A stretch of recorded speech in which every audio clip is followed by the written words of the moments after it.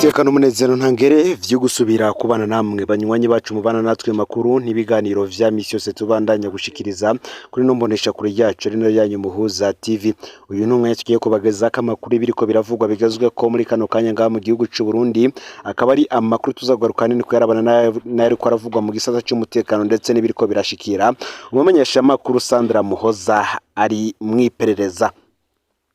Ni mu gihe kuri uyu wa gatandatu mu ntara ya Ngozi akaba ari kwigenekerezo ya 13 ndamukiza uyu mwaka w'ibihumbi 2024 hafi isaha indwi z'umurango, umumenyesha makuru Sandra Muhoza yahamagawe ku telefone n'umugwiza tunga azwi cyane ku izina rya Posheni ngaho Ngozi. Posheni suwari we wese Ngozi ni igihangange ca Ngozi, arazwi cyane kuko ku ntwaro ya Perezida Nkurunziza Posheni yari Somambike yarajejwe umurwi Massage FC wa Perezida Nkurunziza, yarakorana kandi n'inzego zose zari zijejwe umutekano n'iperereza rya Perezida Nkurunziza. No mu butegetsi bwa Perezida Varisito Ndayishimiye, Posheni ni umuntu adasanzwe, arakomeye gose. Igihe cyose abaraye Ngozi, Ndayishimiye atuma ko Posheni bakagorobereza hamwe bagasangira icupa. Zimwe mu ngingo zikomeye zifatwa Ngozi, Posheni ngazigiramwo uruhara rukomeye cyane. Aha rero ngo ni naho havuye nk'ikurwa rya Buramatari Emmanuel Ntacunsanze. Sandra Muhoza nawe ni umumenyesha makuru yakorera Radio Bonesha FM kuva isubiriye kwemererwa gukora Ngozi, kandi yakorera Radio Intumbero FM, anakorera ikinyamakuru La Nova. Nuko Sandra Muhoza ahamagawe na Posheni avuga ko afise inkuru ashaka kumuha, inkuru ijanye ngo n'amavoka. Sandra arakebwa ati kubera iki mu bandi bamenyesha makuru Posheni yahisemo jewe. Sandra nibwo yahanuje abatari bake, naho yari yumva ubwoba ahitamo kwitaba Posheni. Ico gihe rero Sandra ntiyasubiriye kuboneka kugeza ubu, telefone ziwe ntizasubiriye kwitaba. Umugoroba urageze hataraga kuri ka Sandra hafi isaha imwe y'ijoro, ubutumwa buvuye muri telefone ya Sandra Muhoza buja kumushinga ntahe wiwe. Ubutuma bumenyesha ko ataza gutaha, bamusaba kugaburira abana. Umugabo yibajije iyo Sandra ari nta nyishu yagarutse, nkuko tubibwirwa nabegereye iyi dosiye. Kurondeza Sandra tuza no kubabwira aho Sandra ari n'ico yoba ariko arazira. Abaryango ba Sandra Muhoza ntaco batakoze bamurondera aho kuwa gatandatu. Babajije Posheni ntiyahakanye ko yabonanye na Sandra, ariko we yaciye bamenyesha ko bamaranye akanya gato, anatomora ko bavanye isaha 7:31. Ni inyishu itangaje cyane kugeza aho amenya n'umuntu atabatandukaniye ko wome ngo n'umuntu yari yiteguriye kare kuza kwiregura. Abaryango baragiye no mu busho bw'Ingozi hose barabura Sandra. Bukeye ku munsi w'ejo uheze ku igenekerezo ya 14 ndamukiza uyu mwaka w'ibihumbi 2024 mu gatondo, hari abashoboye gushikira umukuru w'iperereza Ngozi. Sandra Muhoza ntiyari mu gasho k'iperereza Ngozi. Umukuru w'iperereza mu ntara ya Ngozi yavuze ko atana kimwe azi kubijanye n'ibara rya Sandra.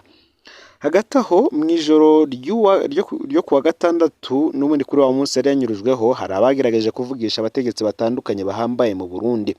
Ntawuzi umutegetsi yoba yaragize ico akora. Ni navyo vyatumye ku murango w'ejo ku munsi w'Imana igenekerezo ya 14 ndamukiza uyu mwaka w'ibihumbi 2024 havuye haboneka amakuru yemeza ko Sandra Muhoza ari mu minwe y'iperereza. Ku murango w'ejo rero niho haza ubutumwa bushasha buvuye muri telefone ya Sandra Muhoza buja kumushinga ntahe wiwe. Nanone ubutumwa bwavuga ko Sandra apfungiye ku cicaro gikuru c'iperereza, bwanasaba ko mu muryango bamushira impuzu n'ibindi ivyankenerwa. Ku mugoroba w'ejo haheze Radio Isanganiro yaratangaje ko umumenyesha makuru Sandra Muhoza ari mu minwe y'ubutungane. Isanganiro kandi nayo ntiyavuze ikibanza Sandra Muhoza apfungwemo canke umutegetsi yatanze iyo nkuru. Kuri ubu abaryango ba Sandra Muhoza ntibarabona uwabo aho apfungiwe, ntibazi ico yagirizwa, ariko ngo icizere kiriho ko uwabo akiri muzima, nkuko nyene bamaze kuronka amakuru yaho ari. Ivyashikiriye Sandra Muhoza ntibisanzwe ko umuntu afatwa n'iperereza akajanwa ku cicaro gikuru Bujumbura utwara iperereza mu ntara atabizi. iyo hatanzwe amakuru nk'ayo biba bisigura ko utwara iperereza mu ntara batazi neza ko uwafashwe azosubira kuboneka. Inyishu ya Poshene nayo nyene yasigura vyinshi, wome ngo bano bantu bose bari bazi ko Sandra yajanywe ahantu atazosubira kuboneka. None uyu mumenyeshamakuru ariko aziriki koko, hari abavuga ko ifatwa ryiwe rifise ico ripfana n'inkuru ivugwa ku mipanga yo biherutse kwinjizwa mu gihugu cy'u Burundi. Haracari kare kugira tumenye vy'ukuri ico Sandra yagirizwa. Ico dusaba nuko Sandra Muhoza yojanwa kare mu butungane akisigura ko vyo ariko aragirizwa mu kinyegero. Imana murinde cyane ahari, Imana kandi hezagire wose wese yagize ico akora kugira ngo Sandra Muhoza ntiyicwe, yoba umutegetsi canke uyundi muntu wese nubwo yoba asanzwe yaragize uruhare rukomeye cyane. Naho kandi mu yandi makuru tubabwira yuko gusa nanone kugira ngo wumve ko ibintu bikomeye cyane nuko kuri uyu Sandra Muhoza uyu murwizatunga yitavye yitwa Poshene ari umurwizatunga akomeye cyane. Uyu arazwi cyane mu rudandazwa rw'ibitoro, uburimyi hamwe n'icukurwa ry'ubutare ndetse n'ishwagara, akaba ari umwe mu bihangange bivuga ari kijana ngaho mu ntara ya Ngozi. Mu yandi makuru kandi reka mbabwire yuko imyaka 5 iheze, ni imyaka iheze bamwe iperereza ritanguye kunyuruza abantu cyane. Muri abo ryanyuruje kandi harimo Prosper Irakoze na Corporal Chef Jean Claude Nimubona. Hari ku mugoroba w'igenekerezo ya 14 ukwezi kwa kane umwaka wa 2019 amasaha ari hagati y'isaha imwe n'isaha 3 z'umugoroba. Prosper Irakoze na Corporal Chef Jean Claude Nimubona batazira rwuri bari hagati mu gisagara ca Bujumbura. Abakari bagiye bitavye bahamagaye kuri telefone babwira ko bahurira kuri Bata. Uyu mugoroba ntibamenye ko baguye mu mutego w'iperereza. Amasoko y'ibanga yatumenyesheje ko wari umutego wubatswe na Major Noel Banyiyenza ko kuri bafise ipete rya Lieutenant Colonel yarajejwe iperereza ku kirimba kwa President Nkurunziza yari bede mu ikambi cungera inzego.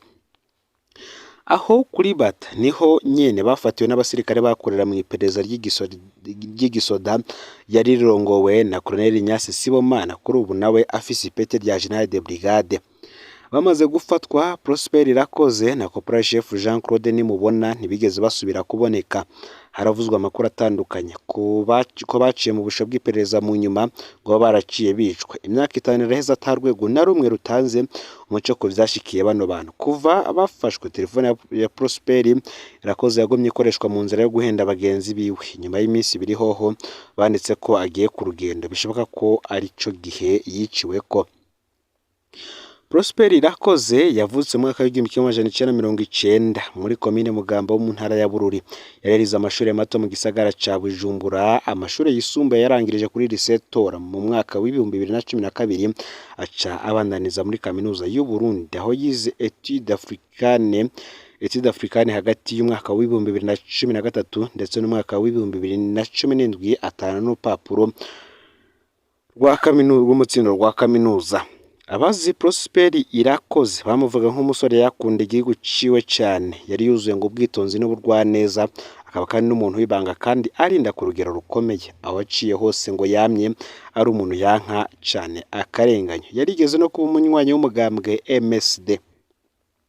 Prosper Irakoze ni umuntu yari yitaye hagateka kazina muntu muri ndondeza kandi yaramaze gufasha ngo matoza atari make ku bantu bagiye barafatwa bakaburwa irengero. Yarakoze cyane no kumatohoza kwinyuruzwa ry'uwitwa Apollinaire Nimubona yanyurujwe n'iperereza muri Munyonyi umwaka w'2016 yagiye akiri umusore. Corporal Chef Jean Claude Nimubona batazira rwuri nawe yavukiye ku mutumba wa Munanira komine Bisoro mu ntara ya Mwaro mu mwaka w'1979. Uyu yinjiye mu gisirikare cy'u Burundi FAB mu mwaka w'2000 murantungiye mu mwaka w'1996. Amuzi ko bavuga ko yari umukomando yari yarerekanye ubutwari bukomeye mu bihe vy'intambara, ngo ni naho havuye ko yabaye umwe mu bacungera umushikiranganje wo kwivuna abansi ariwe General Major Pontier Gacibwenge gushika mu mwaka w'2015. Corporal Chef Jean Claude Nimubona yanyurujwe asigaye akorera mu ikambi yo mu Ngagara. Uyu batazira rwuri yagiye asize umukenyezi ndetse n'abana 5 nk'uko amakuru dushikiriza. Reka tuyabandanyirize ko ariko aravugwa mu mugambwe CNDD-FDD mu ntara ya Gitega. Umunyamabanga Oscar Uwikunda yaratowe n'ikoraniro ridasanzwe ry'umugambwe CNDD-FDD ngabo umunyamabanga w'intara ajejwe inyigisho z'akarangamutima, gukundisha igihugu n'umugambwe no kwigisha abanywanyi. Uyu akaba yakoreye mu ngata umugumyabanga Manirakiza Jean Claude agiye mu yandi mabanga hanze y'igihugu. Muri iryo koraniro ryabaye kuri uyu wa Mungu igenekerezo ya 14 Ndamukiza uyu mwaka wa 2024, abagumyabanga babanje gusomerwa amategeko ntunganyamugambwe mbere yo gutora iyo ndongozi. Ayo mategeko akaba yarasomwe n'umunyamabanga ntunganya bisata mu mugambwe CNDD-FDD ajejwe imari ikomoka ku mugambwe CNDD-FDD. Umushinga amateka Karera Deni yarungitswe n'umunyamabanga mukuru wa CNDD-FDD Yaniteka Reveriyano Ndikuriye kugira hagararire ivyo bikorwa. Inyuma yo gutora uwo umunyamabanga w'umugambwe mu ntara ya Gitega akaba yaciyerekana imbonerakure Ninahazwa Chanel yagenywe ngo abe icegera c'imbonerakure mu ntara ya Gitega.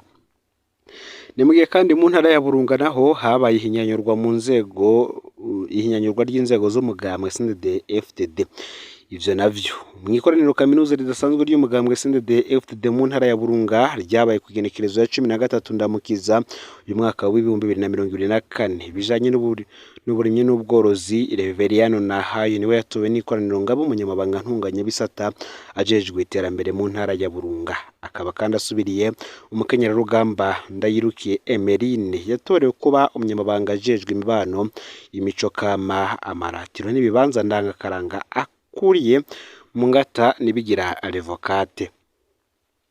Iryo koraniro kaminuza ryabereye mu nyubakwa y'amanama y'ishure ry'akarorero ry'Imakamba, rikaba ryatewe iteka n'umunyamabanga ntunganya bisata ajejwe kumenyesha amakuru n'imbuga nyagiro asanzwe ari n'umuhetsi w'intara ya Burunga mu mugambwe CNDD-FDD Munezero Doriane. Mu gusoza iryo koraniro iyo ntumwa y'ubuserukizi bukuru yamenyesheje ko ubuserukizi bukuru bugenye umukenyerarugamba Nibigira Revocate kurongora umuhari w'abakenyerarugamba na Nimenya Gasito agiye kurongora umuhari w'imbonerakure mu ntara ya Burunga.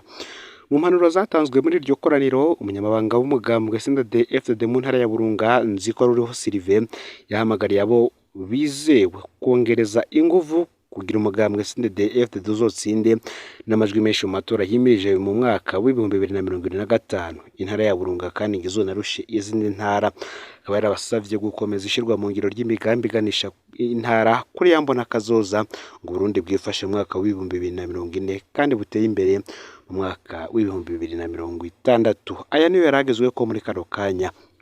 Fyonde subscribe canke s'abone niba utari wafyina ko kugira ngo tujucikanwa nadushikiriza. Ni Umuhoza TV, Imana ibahezagire.